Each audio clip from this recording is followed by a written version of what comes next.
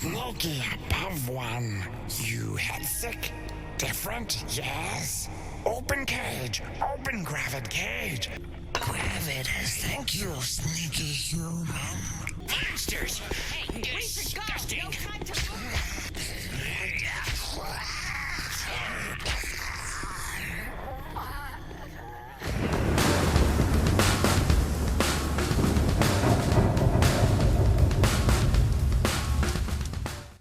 Welcome back, everyone. For this month, we will finally be concluding the Thief trilogy, Thief: Deadly Shadows. This third-person and first-person stealth game was released in 2004 for the PC and Xbox. It was going to be called Thief 3, but since this game was also coming to Xbox, they didn't want to scare off new players.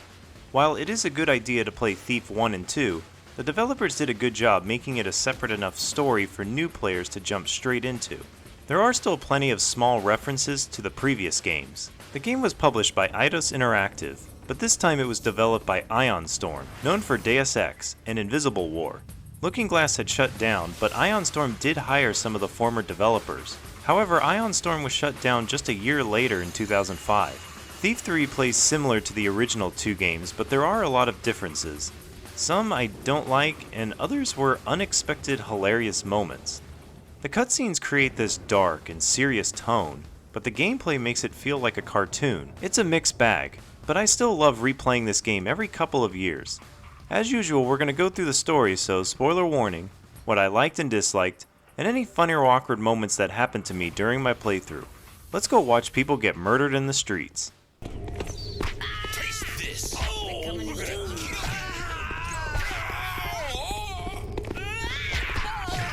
That can't be good. Aha! What a racket, eh? I think we've got an uninvited guest.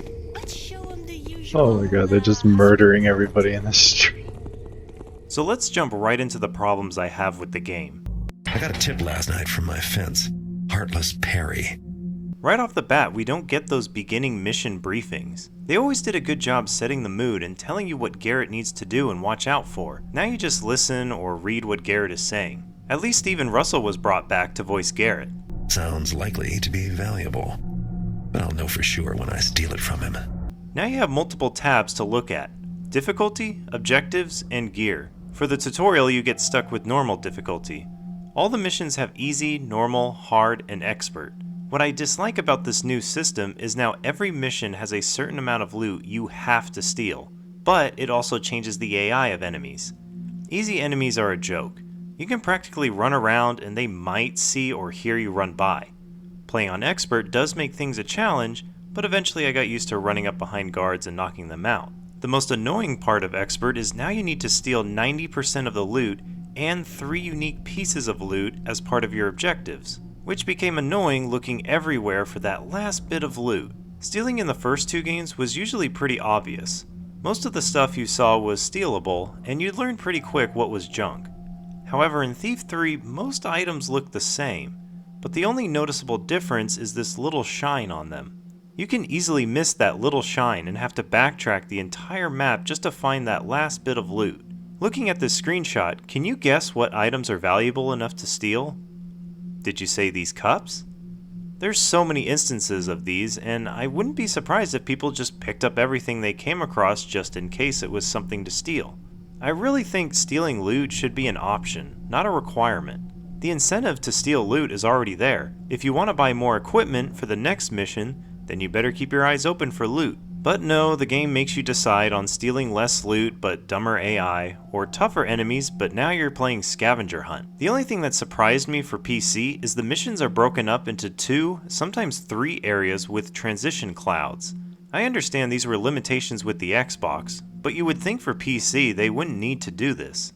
Next thing is sound. It feels like it matters a lot less in this game. In Thief 1 and 2, I always had to look at the floor and know what surface I was about to walk on, so I didn't have every enemy coming after me. In Thief 3, only when standing up, enemies have the chance to hear something, but crouching was always silent. I never felt the need to use moss arrows to cover my sound since crouching worked on any surface. Now moss arrows will actually draw attention if a guard is too close to hear them, but you can use them to stun enemies. Your usual weapons and items are back. You got your Blackjack for knocking people out, broad arrows, water arrows, fire arrows, gas arrows, noisemaker arrows. Some equipment also make a return with health potions, mines, flashbangs, gas bombs, holy water, but works a little different, however it still kills the undead. There are oil flasks for creating a slippery area, and yes, you can set it on fire to make a bonfire. Instead of a sword, Garrett has a dagger now for stabbing enemies. You can use it to fight, but there's no blocking, so good luck killing lots of enemies with it. If you do get caught, you can run away until the enemies get tired and has to take time to catch his breath. Speaking of movement, it does look a little strange. Movement feels like it takes a second to react to turning. I think it's the animation of Garrett changing directions, so it will take time to get used to. Also found myself running into corner of walls or getting stuck on stairs. Also, if things look really smooth, it's because Garrett got stuck in animation. It looks really creepy, but you need to take out your bow and just tap the left mouse button to get unstuck. There's nothing obvious as to why this happens because sometimes it'll just suddenly fix itself. Other things like climbing or jumping is also 50-50. Sometimes Garrett will grab a ledge or sometimes he just won't. Thief 3 will have you constantly guessing how it works but never fully understand it. However, don't worry, the community did create something to help fix Thief 3. Just like the first two games, this one has a mod to fix a lot of issues. Introducing the Sneaky Upgrade mod. You can download it from ModDB. There's so many options to change how you want to play. So I turned them all on, and now we get to play Thief 3 The Minimalist Project. You're now stuck in first person. They also brought back the mission briefings, which obviously are just screenshots, but I really do appreciate the community doing this because now it feels like a classic Thief game. The transition clouds are now gone, and enemies will chase you to the ends of the earth without having to catch their breath. All the enemies have their senses at its highest, maybe even higher. I had to carefully sneak up and only stand up when I wanted to knock someone out. If I took even a single step while standing, the enemy might turn around to check the noise. You can't knock out enemies if they are on alert, or if they're sitting. Barely a scrap. Seriously, you're better off killing them with an arrow, because apparently sitting makes them immune to blackjacks.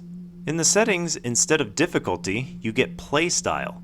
This changes how you accomplish every mission. There's cut purse for hardcore players who need to collect all 100% of loot, no killing anyone, and you have to beat it within 30 minutes. No thank you. There's assassin where you only need 50% of the loot, kill at least 4 enemies, but don't get caught and no bodies get discovered. This could be an interesting challenge. Third is ghost, involving no more than 3 enemies can get blackjacked, no more than 3 bodies can be discovered, can't blackjack any non-combatants, you can't kill anyone, and you can't get caught. That also sounds really challenging.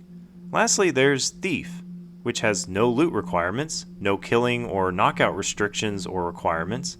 Just play the game how you want and complete the main objectives. I had a great time with this, and it's perfect for newcomers. There is a big issue with the Minimalist project.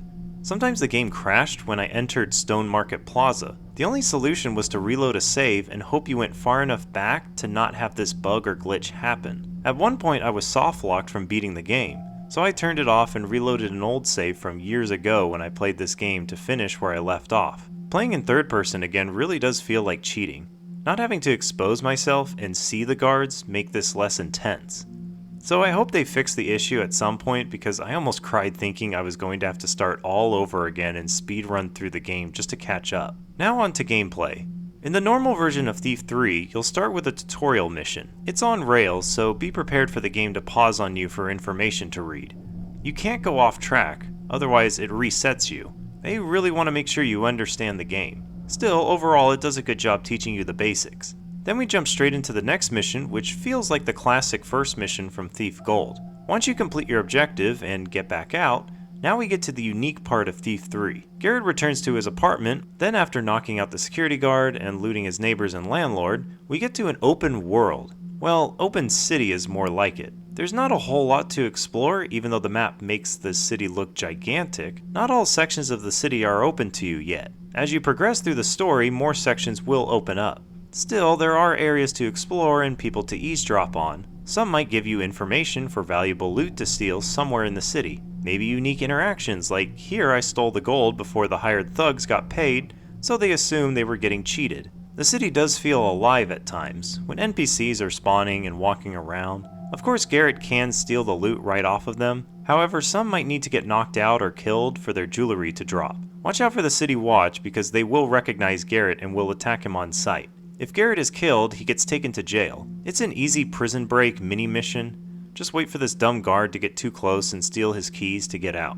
Then pickpocket this guard to unlock the storage room to get Garrett's stuff back. Then make your escape. But now, if you die, it's game over. I do find it funny that civilians act normal, but as soon as they discover a body, even if it wasn't your fault, they assume you're the murderer. I knew it! Someone get the watch! You're gonna be sorry. I saw what you did. I know it was you. My personal favorite thing to do is set up a fight between City Watch and thugs. I go to Stone Market proper, get a body from the City Watch and a thug, lay them both here in the streets, then just wait. I don't know why, but this became the most entertaining thing to watch. The strangest thing was when the thugs would go after innocent civilians who did nothing wrong. I have no idea what triggers this behavior in their AI, but that's the chaotic fun of Thief 3. You can still break into a few houses, however it seems like they were designed for just one night only. I think these are scripted events, but after you loot the place and try returning another night, some items might reset, but not all of it. Like here, someone is posing as Garrett. Every time I came back here, this imposter Garrett never returned. I feel like this was a missed opportunity. Imagine every night going back here and listening to the next person saying, "Hey, I heard someone stole from the hammers. Was it you, Garrett?" An imposter Garrett might pretend like it was him. All right, Mr. Brent. And don't forget, if you want Garrett-type services, you gotta offer Garrett-type prices. Most of the other areas didn't have as much fun as I did in Stone Market, or maybe Old Quarter, but we'll get to that. Mainly you'll be going to different fences to sell off all your loot. Then head over to a shop to buy arrows and equipment you'll need. Certain fences will only buy specific types of loot, so you may have to run to another part of town to sell off everything. Also, one store has the water arrow, another has the moss arrow, and another has the fire arrow, so once again you might be running all over town to get the right type of arrow you need, but most stores have all the equipment for sale. The normal game has you carry a lot of stuff, and I easily accumulated 10,000 gold, but the minimalist project reduces that by a lot, so now I had to be a lot more careful when using equipment. I did notice I was getting less gold from selling stolen loot, which to be fair made the game a lot more balanced. Keep track of where you need to go in the city to advance the story. Might be meeting up with someone, or looking for this symbol to start a new mission. Each mission plays just like the first two games. You have a set of objectives to complete. Sometimes things don't go according to plan, so you'll need to adapt, and look for a book or a note somewhere to figure out how to unlock the safe and get to where you need to go. Then get back out. Last thing to mention is after completing a few missions, you'll unlock a faction system in the open city world. You'll need to do some specific things for the hammers and pagans to get them to like you. Hammers like it when you kill the undead and kill giant exploding beetles. Pagans like it when you shoot different arrow types into these things each night. If they're hostile, they will attack you on sight. If neutral, they won't attack you in the streets, but they will attack you if you're inside one of their territories. If allied, then you can hang out inside their territories. They even sometimes will protect you in the streets. I don't know how, but sometimes even against the City Watch. I tried replicating this, but I couldn't get it to work when I wanted to, so again, Thief 3 does what Thief 3 wants. Overall, gameplay-wise, it feels enough like Thief, but on this new engine it feels a bit slower and awkward or cartoonish. I think they still did a good enough job, and I do enjoy what the developers created here. I still have fun coming back and replaying through this game, especially when you get to create your own chaotic fun. Alright, time to get on with the story.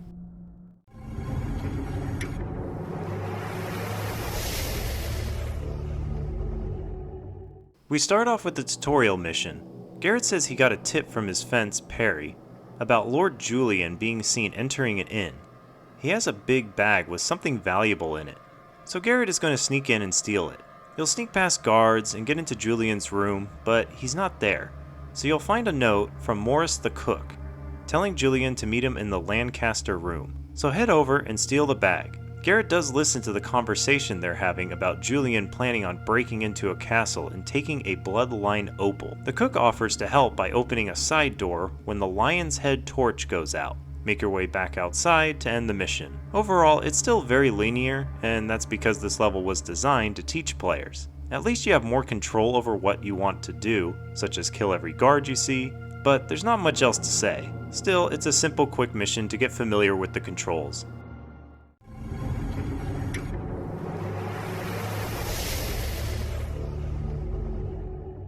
Next mission, Garrett had Perry take a look at the medallion he stole from Julian. He tells him it's from a rich family, the Rutherfords. Lord Ember is Julian's cousin and has the Bloodline opal inside the castle, so Garrett is going to sneak in and steal it. You can do what is expected and use a water arrow to put out the torch, and this door will open. There is another window you could also sneak into. Or if you really want to, you could sneak in through the front door, but you need to get past the guards. Sneak your way through and get to Lord Ember's chamber and find this switch to unlock the vault holding the opal. If you head up to Lady Elizabeth's tower and read her journal, she's also planning to steal the Bloodline opal. Then make your way to the vault and steal the opal. Then get back out. Overall, it's another straightforward mission, but don't worry, there's plenty to steal and lots of guards patrolling around, so it will take you a while to get to Lord Ember's chamber. Speaking of Lord Ember, you can find him walking around and harassing his guards. Wake up there, imbecile. Yes, your lordship. If I hadn't taken an oath. Another simple and easy mission to get players comfortable with the game. Now we get to the open city world. You'll start in Garrett's apartment and it has a few things you can do. Practice shooting arrows, practice lock picking, which can be nice to help you memorize some of the lock patterns. If you want to get more locks to practice on, you'll need to buy them from vendors. There's not much else to do, and there's no reason to ever come back. When you head out, the security guard, I'm assuming for the building, thought you were breaking in. It's best to knock him out, then break into your neighbors' apartments and steal their stuff, and even your landlord's office. Now we get outside. Always look around for spots like the fountain to collect water arrows or bushes for moss arrows. Every new night will reset these, so you might as well get some free arrows. You'll make your way to the area with the red hand and find Perry. He says Lady Elizabeth came in and beat up Perry to find the Bloodline opal. He had to give her a name, so he told her Garrett had it. He can't risk taking the opal now, but knows someone who can in Stone Market named Bertha. You can still sell all the other stuff you stole. Then when you head back to the fountain, you'll see Elizabeth with 2 thugs. If you're quick, you can sneak under here and take the bags of gold. Then wait for Elizabeth and a thug to come in, but since there's no gold, they fight. Aha! Running won't save you.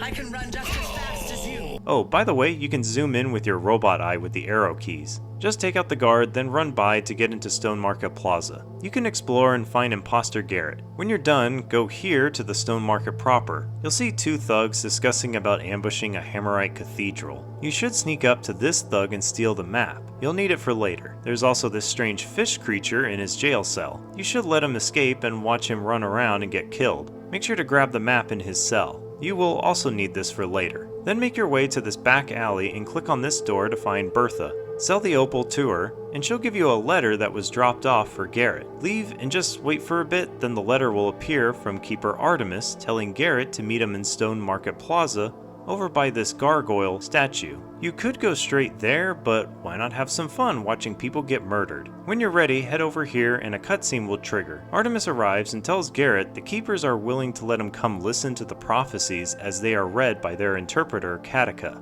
But first, Garrett must steal an object from the Hammers and one from the Pagans. Then Garrett pulls a Batman.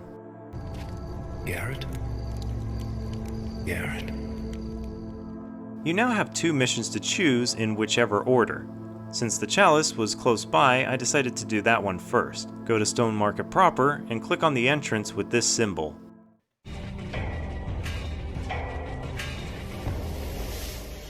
Garrett talks about the chalice, so there might still be a lot of Hammerites patrolling around. This mission is not so straightforward. You'll first need to go to the top of the bell tower and ring the bell to get the high priest to leave his room. Then look for this holy symbol and read the note. You'll need to go to the factory to get a new stamped gear to get the chalice. Of course, do some exploring and knock out hammers to get some loot. Then get to the other side and go inside the factory. There is a note to tell you to look for an unstamped gear in the storage area, then take it to the stamping machine, then go to this room and place the holy symbol and the stamp to lower the cage and open the door. Grab the chalice, and then leave. There is a room with a priest that's killing undead. I like to walk into the cage and make some noise.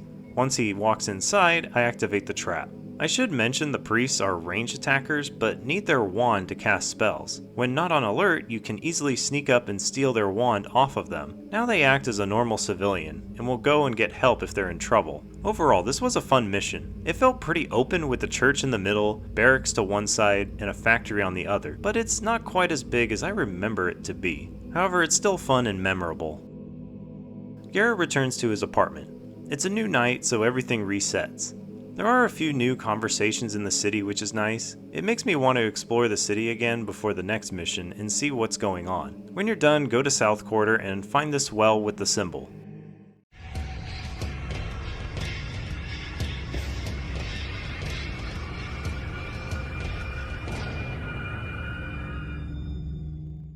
Garrett needs to steal an object called the Jacknall's Paw from the Pagans. It's a very linear mission. You slowly sneak past thugs and then pagans to get into their underground city. It kind of opens up here and gives you some options to sneak above enemies. Garrett will get to this room and have to unlock the magic protecting the paw. The secret is a water arrow, then a moss arrow, lastly a dead body. Like I said, it's very linear, so I can't really say much about it. Only funny moment was dropping this giant gear on a pagan. Also, the creatures they have patrolling around are really creepy. Overall, it's a decent mission, but not very memorable. On the next night, you just need to return to the same spot, and Artemis will take you to the Keeper compound. A cutscene will play of Katika reading the prophecies, and the translator girl, Gamal. The main thing you just need to know is Brethren and Betrayer. Your words are most useful. Clear as mud. Exactly what will happen, and what are we supposed to do about it? I'm still waiting to see a useful book. Then a messenger arrives and says First Keeper Orland demands to speak to Garrett. You've moved up in the world, Orland. Nice view. Yes, I have. Orland reminds Garrett he's First Keeper now, which means he's the leader of the Keepers and must answer to him. Garrett doesn't seem to care and simply asks if they want his help or not. Orland gives Garrett access to the library, but continues to add tension. You will not ply your trade here, thief. If anything happens, you will be held accountable. Is this clear? Perfectly. Perhaps you should translate for Katika. So now you can look around and read books. First conversation you eavesdrop on talks about the Compendium of Reproach and the Glyph Key. These will be the next two missions you'll need to do. First, read this book to tell you about a sunken citadel and how the Glyph Key might be down there. There's another conversation about a ship that came into the docks with the undead on it. One of the keepers says he read a passage saying the compendium will be borne by a terrible storm. The undead ship is called the Abysmal Gale, which is similar to the phrase terrible storm. Finally, there's Artemis, who tells you the Hammers and Pagans found out it was you who stole the items from them. So, instead of trying to kill you, they've left instructions on how to improve relations with them. Now you can start killing giant beetles and shooting elemental arrows into this gateway in order to improve relations with the two factions. Lastly, click on this glyph to unlock the ability to open secret doors. So now you can make your way to the docks. Not so smart now. What? When not getting chased by guards, you can open up this secret door to get to the docks. There is an interesting side quest to do regarding taking this plant and either taking it to a furnace to improve relations with the Hammers, or taking the plant and planting it in the Pagan base to improve Pagan relations. Other than that, not much else to do. So first thing you can do is sneak aboard the ship and carefully sneak past the zombies walking around. They sound very creepy and had me on edge hoping I won't walk into a zombie. Although these zombies are pretty slow. Not to mention, holy water instantly kills them, while flashbangs stun and hurt them. You can explore the entire ship and read notes about the captain. They did discover the compendium, but weren't able to open it. In the lower part of the ship, you'll find a manifest talking about the captain having the compendium sent to his mansion. Now you can decide which next two missions to do first. First thing you should do is go to the vendor on the docks and buy the climbing gloves. Then go here with this tiny boat to start the next mission.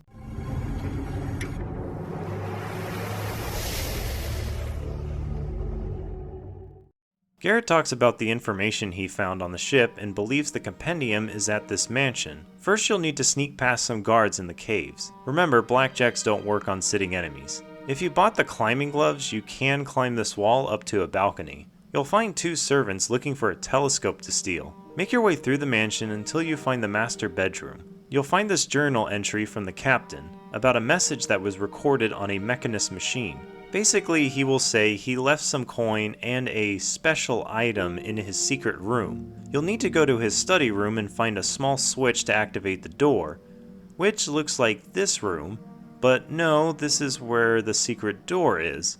Or maybe this room? No, not this one.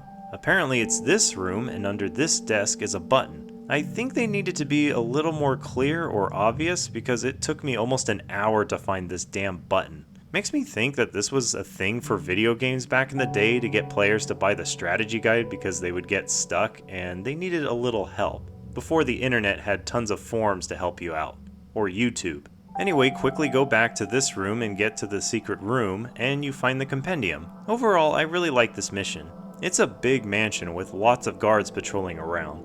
So I spent a lot of time waiting for my chance to knock out everyone I came across. By the end, I knocked out everyone, so I had free reign to run around. Finding the button was the only thing I hated about this mission. You can find the widow up in the tower and even bring her some wine to make her feel better. If you leave the gold in the secret room, she'll give you a nice note, but I'm a thief, so... Garrett returns to the Keeper compound and the night resets. So you do what you like, but nothing is going on, so sell your goods, maybe start some street fights. I even had this Hammerite protect me from these thugs and the city watch. Seriously, the best moments I had with this game is these random chaotic moments in the streets. Then head to the docks and go down this ladder and you'll find the entrance to the Lost City. I mean the Sunken Citadel.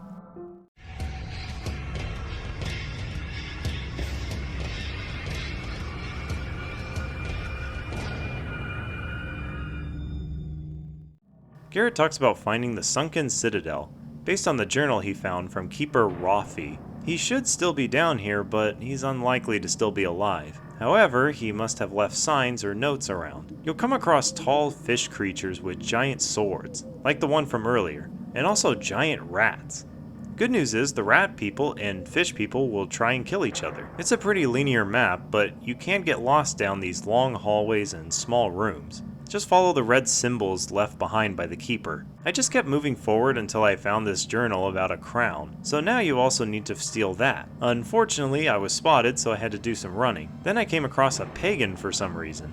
Not really sure how she got down here. Maybe a dev accidentally spawned a Pagan priest? Who knows? Make your way into this library-looking room and, well, I tried hitting this light with a water arrow, but I missed and got spotted. So I ran into this room and found the journal of Keeper Rafi. He clearly didn't survive, but also talks about the crown, so make sure you grab the glyph key right here. Then I had to throw a flashbang and sneak out. Then continue on until I found the big throne room with a crown overhead. All I needed to do was knock out the guards and take the crown, then make my way back out. Overall, it's a pretty simple linear mission, but I did enjoy this unique setting. Having to worry about fish and rat people was scarier than running from regular humans. Also, this was my first time actually trying to play without reloading a quick save. I had forgotten how much fun and intense it is to being chased. After this mission, I tried my best not to use the quick save, but sometimes I had to.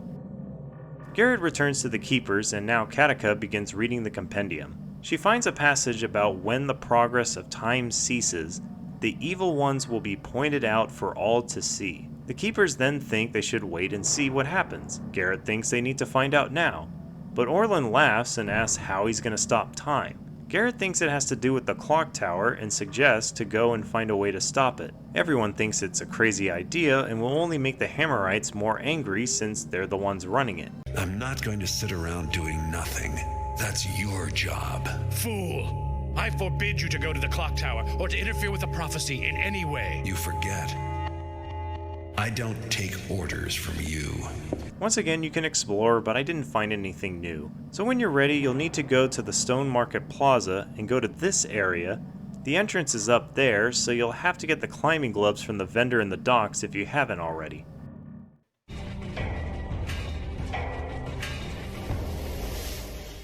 Garrett reminds us he thinks the clock tower has something to do with the prophecies, so he's breaking in to figure out how to make it stop. It's full of Hammerites, so Garrett will need to sneak carefully down the tower. It's another linear map, but at least this time it's more vertical. Don't worry, if you're allied with the Hammers in the open city, Any hammers killed here won't affect your reputation. As usual, just steal what you find and keep moving forward to climb down, or take elevators down, until you get to the basement with the furnace. There is information on how to stop it from this journal. You just need to close the steam release valve and activate the coal dispenser, then pull the halting mechanism to finish the mission. He doesn't just stop it, the clock tower actually gets destroyed. Overall, it was a unique setting again, but still linear. The one big room I thought was interesting. It had a lot of priests around, so I had to be extra sneaky. It's a decent mission, but this time it's more memorable. Just head back to the Keeper compound to trigger a cutscene. Katika is found dead in her room, apparently turned to stone. Keeper Orlin assumes it was Garrett, so he orders Garrett to be arrested and brought to trial. Many voices speak whether Garrett committed the murder or not. We do get this one shot of the Keeper enforcers, but Orlin loses his patience. Garrett, have you anything to say before sentence is passed? You haven't listened to anyone else yet, Orland. Why start now? Orlin declares Garrett guilty and has him imprisoned until the council decides his punishment. Sometime later, Orlin is informed that Garrett escaped. Very good. Call together the Keeper enforcers. They will track him down and erase our problem. Then we see the clock tower pointing right at Orlin. Garrett is hiding in some bushes. These are the Keeper enforcers. They look creepy and are tough to kill. They also deal a lot of damage with their ranged attack. So first objective is Garrett needs to get to his fence here in Old Quarter. That's right, we're in a new area of the city. You can't use the glyphs anymore, so carefully sneak by the enforcers and watch them kill random people in the streets? This seems very bizarre for the Keepers to be okay with murdering all the city folk in the city to find Garrett, especially for a secret society. It's still funny, but that's just another big example of this game trying to be this serious, dark, gritty video game.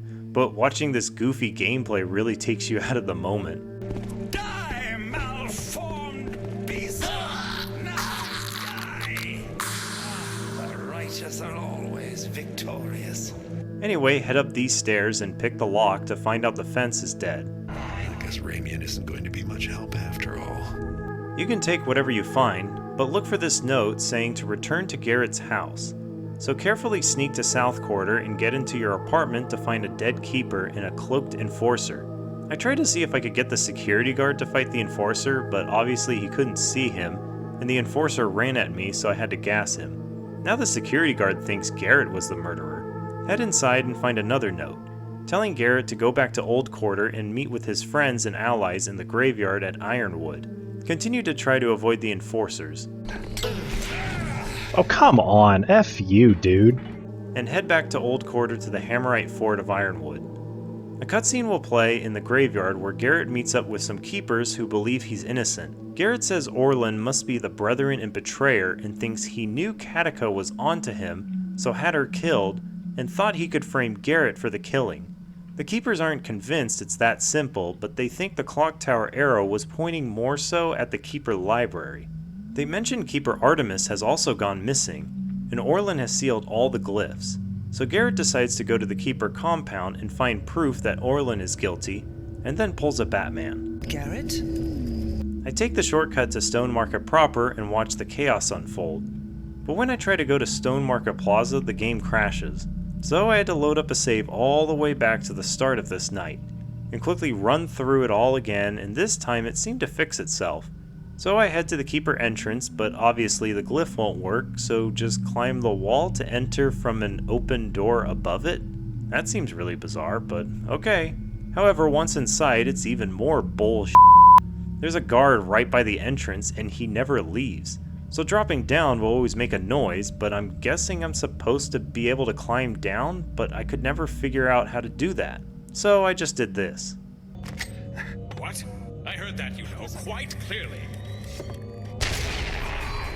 Then waited for the nearby guard to stop looking and finally dropped down. Then make my way upstairs and break into Orlin's office. There's that symbol over in the corner, so it's time for another mission.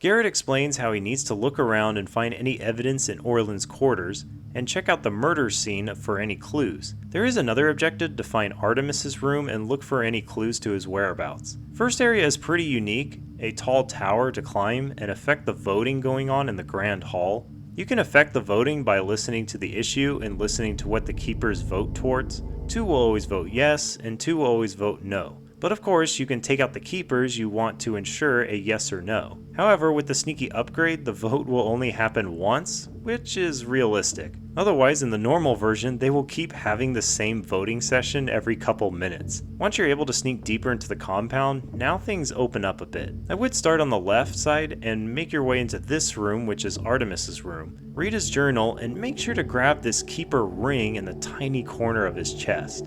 I worry about how many players missed this and got stuck running around trying to find it. This will unlock a secret passage to Orlan's quarters. You'll find a journal saying that Orlan has been getting secret notes from someone on what to do. He thinks they were from Katika, but after her death, the notes kept coming. However, nothing proves Orlan is the villain here, just being misled. So grab this glyph and use a fire arrow on it to open the glyphs. Now you can head back to the library and make your way to the crime scene. I have to mention, the music here is very creepy.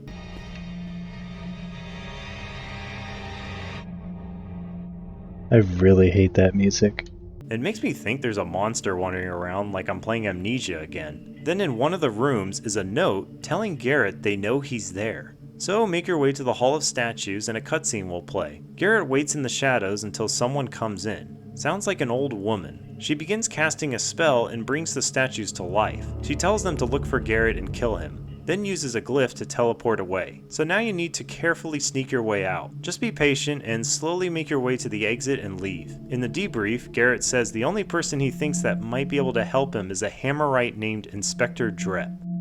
Garrett sleeps in a small hideout on the rooftops. Watch out because the enforcers are still out looking for Garrett. You can do what you like, but now you can head to Aldale, the final section of the city. It looks really nice because this is where the wealthy people live. Now in order to find and speak with Inspector Drep, apparently you need to walk up to this glass with the hammer symbol on it to trigger the cutscene. Garrett tells Drep he's encountered someone who can bring statues to life. Thou hast seen the hag? Not just seen. She tried to kill me. Drep then talks about he was a kid and he watched one of his friends get taken by the hag. Drep mentions all of this took place at the orphanage Shale Bridge Cradle when he was a boy. He spent all his life looking for this hag. Garrett thinks that this will be a good place to start. You can now explore a bit of Aldale, but not much goes on. Head to Old Quarter and let's get started on arguably the scariest mission in all the Thief games.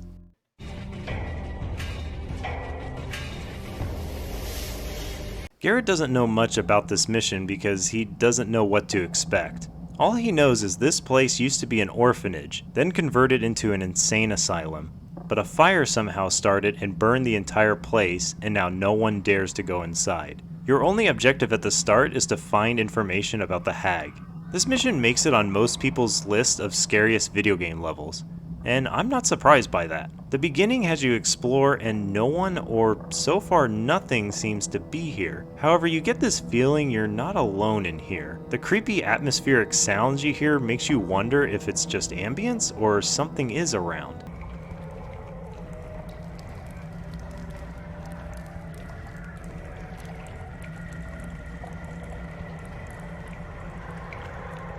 First thing I did was go into the basement and found the generator, but it needs a new fuse. While exploring around, you'll hear some pounding on a door coming from upstairs in the attic.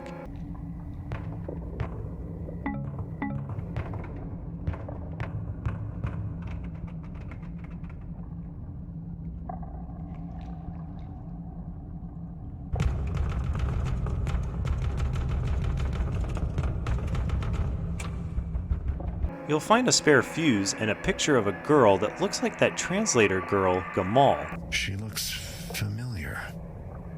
It's that keeper translator girl. But that can't be.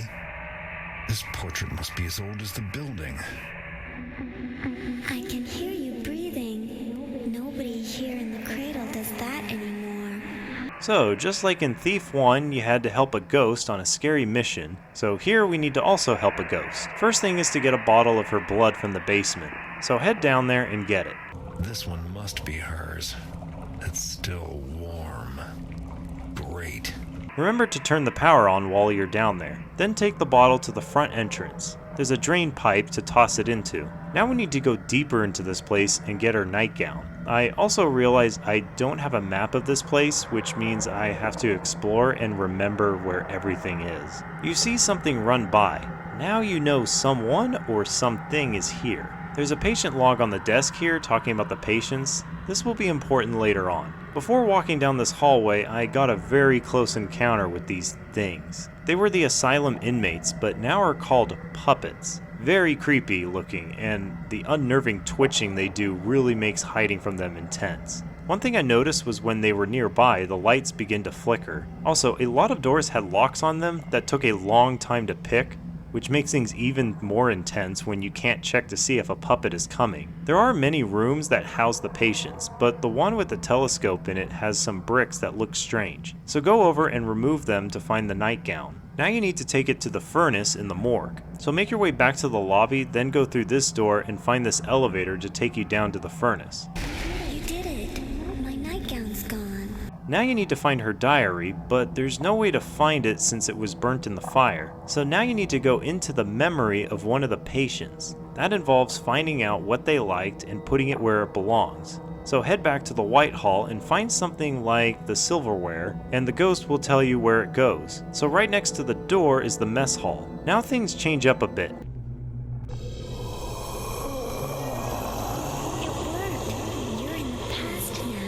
Instead of the puppets to worry about, you now need to keep away from the staff. If they catch you, you'll go back to the real world and need to find a new toy to put where it belongs. Or reload a save if you're a dirty save scummer. They are very creepy and the sounds they make are just as bad.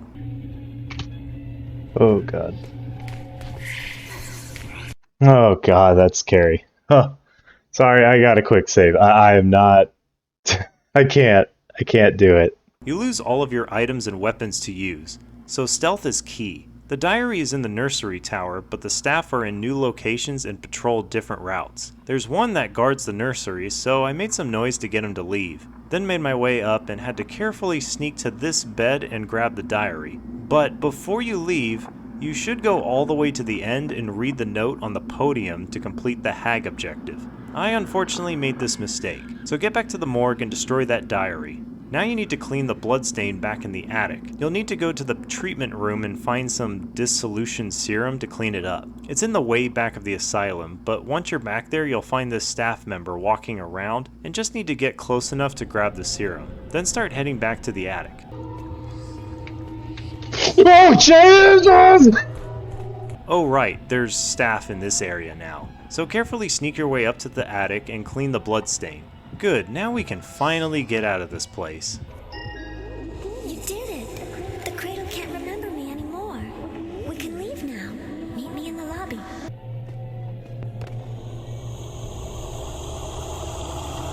Oh no, you can't leave, can you? I know why. This place remembers you now. You've been here too long. Gosh dang it. Okay, so we need to go into the basement and go into a cell. That'll take us into the past as ourself. At least we have our weapons and equipment, but staff can kill us now. Garrett needs to go up to the top of the staff tower and jump out a window. I of course forgot about the hag objective, so I had to run back through and find the note, then come back again. It's easy from here to escape. Just need to get past all these staff. Oh, I didn't get all of them. Whoop. Ow. So overall, this mission has the most complexity and so much work was put into it. That's why I've had to talk so much about it. I have a love-hate relationship with scary games, and this is one of them. I hate but love to replay it for the feeling of being scared. I know it's not as scary as other horror games, but whoever was in charge of designing this mission did an absolute fantastic job with atmosphere and gameplay elements that help make this one of the best missions to play. You now follow the ghost to Ironwood. Don't worry, everyone runs away from the ghost. You'll need to go down into the Hammerite Crypt, which has zombies in it. Then find the secret entrance and a cutscene will play of Garrett destroying the glyph, imprisoning the ghost's soul down here. The same time Orlin is promoting Interpreter Gamal, but then transforms into some kind of monster like it's from John Carpenter's The Thing. I'm afraid we're going to have to rip You pagans from the book of names. So with that all finished, Garrett needs to go to the Keeper compound, but while I was heading over there, I ran into a bunch of fighting going on in Stone Market proper. I should be dead, but I didn't? Anyway, when you get inside the Keeper compound, a cutscene will play. Orlin and some remaining Keepers are trying to figure out what to do. Gamal has destroyed the Keeper compound and has found the final glyph. If she activates it, she will be invulnerable forever and wreak untold suffering. A Keeper arrives and says the chalice and paw were stolen by Gamal. A Keeper then says she must have a lair somewhere. Orlin says Garrett could find her lair, and another Keeper suggests he could try and find out how to destroy the final glyph. Let me see if I've got this right. You want me to find Gamal's lair, learn what she wants your treasures for, kill her, and find and destroy this final glyph? Anything else? How dare you act so high and mighty? Enough speeches, Orland. You've already had your turn. So here's where I got soft-locked. Every time I try to leave, the game crashes.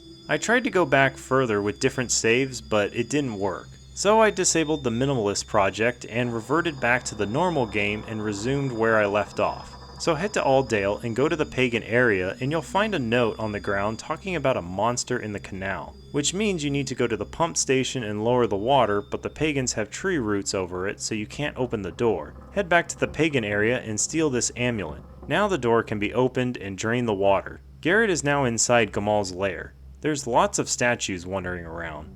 Also, read all the journals you find. The hag likes to talk openly about her plans and how to stop her. One entry even says there's a glyph that will allow Garrett to hit the statues with his blackjack to destroy them.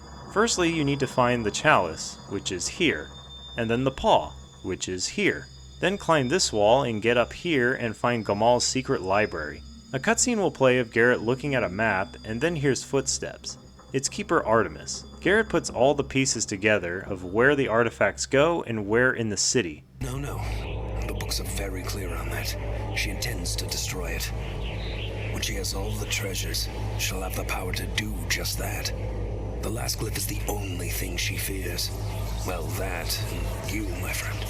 So Artemis will go and talk to Orlin while Garrett will go to the museum and steal the remaining artifacts before Gamal gets to them first.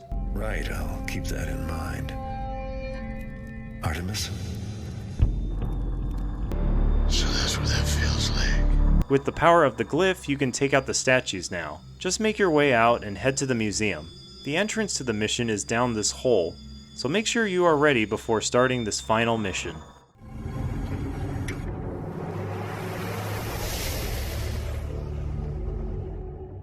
Garrett talks about the 3 artifacts he needs to steal inside. One is the crown, and the other is the eye from Thief 1. Then mentions how he has always wanted to rob this museum since the owner claimed it's thief-proof. He still needs to be on the lookout for Gamal though. Since I'm back to the normal game, I'm gonna play on Expert, which means I'm gonna need to look for almost every piece of loot and find all 3 special loot items. This is a big map, and it has lots of guards all around. This guard landed on his torch and it killed him, which alerted the 2 other guards. I also tried my best to not reload a quick save, even if I got spotted, which had me running around into more guards. At least the guards do get tired and will stop chasing me for a moment, giving me a chance to hide. First artifact I found was the heart, which is protected by this electric field. The guard mentions out loud that a little bit of water disables them for a second, which is just enough time to grab it. Then I tried knocking out a few guards. Something hit me! Eventually you make it to this big room and listen to the eye talk to you.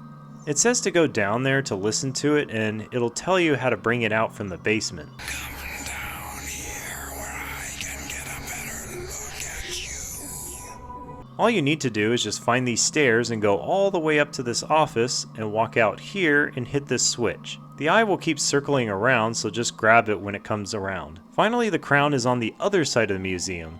Same trick as before with the water arrows. Now I just need to find the other special items and keep stealing until I hit 90%. One special loot is here on this statue, which you'll need to hit with an arrow to bring it down. The second one is this photo, and the third one took me almost an hour to find. I gave up and had to look it up on a walkthrough form. Turns out it's hidden behind this display case.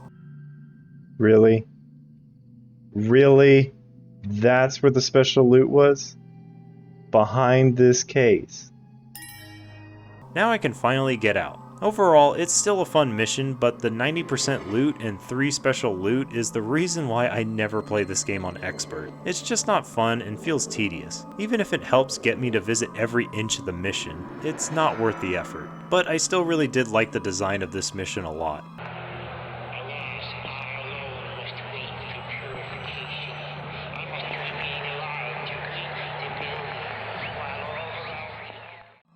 When you climb out of the hole, a cutscene will trigger. Artemis is waiting for Garrett outside and tells Garrett he figured it all out, he just needs all the artifacts so he can show Garrett all the answers. However, Artemis sounds strange.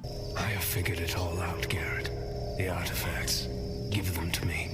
I will show you all the answers. Orland shows up and says he had a revelation and realizes they must not destroy the glyph. He thought the clock tower pointed at him, but he thinks it meant all of us, meaning the keepers. He then tells Garrett to use the artifacts but not to destroy the final glyph, but then gets cut off. Turns out Gamal went after Artemis to kill him and take his form.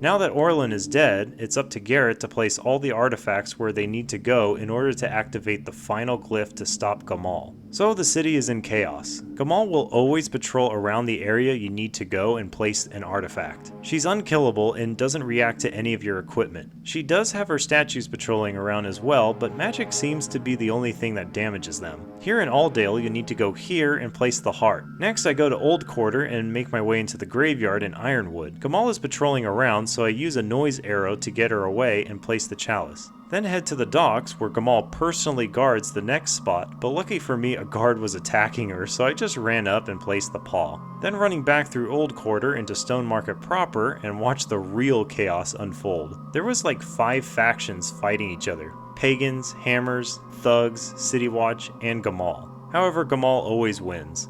Place the next item here, then head to South Quarter and place the eye on the fountain to win the game. The final cutscene plays of the final glyph being activated, which erased all glyph magic. This causes all the prophecies and books to unwrite themselves. So now it seems like the Keeper Order is no more. Garrett then decides to return the chalice to the Hammers and the claw to the Pagans. Finally, a little girl tries to pickpocket Garrett. Let go of me. That's not for you. Please, sir, I'm hungry. You have talent.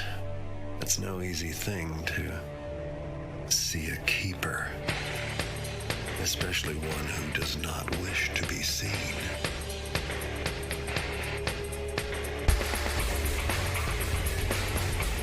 A cheesy but satisfying end to a trilogy of games. In conclusion, Thief Deadly Shadows is still a fun game to play. While the main game is playable and something that most players can get into, the sneaky upgrade mod helps make this experience even better. I really like the Minimalist project, but they really need to fix that crash issue.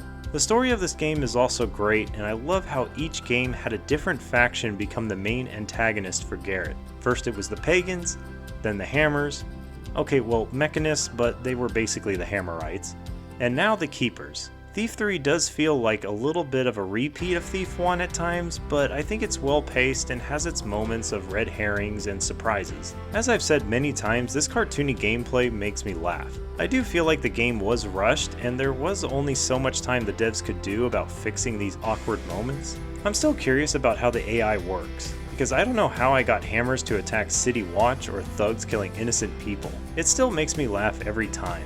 Looking back, it does appear like the earlier missions were quickly assembled because they're so simple, but the later levels had more complexity to them. However, I still enjoy playing each one and never thought any of them were bad.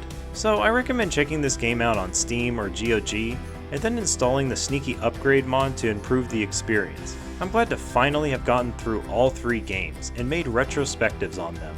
Without them, I don't know if I would have ever started making these retrospective videos. I've come a long way in these 2 years, and I hope you guys have seen my progress. Well, next month is October, which means I need to play a horror game.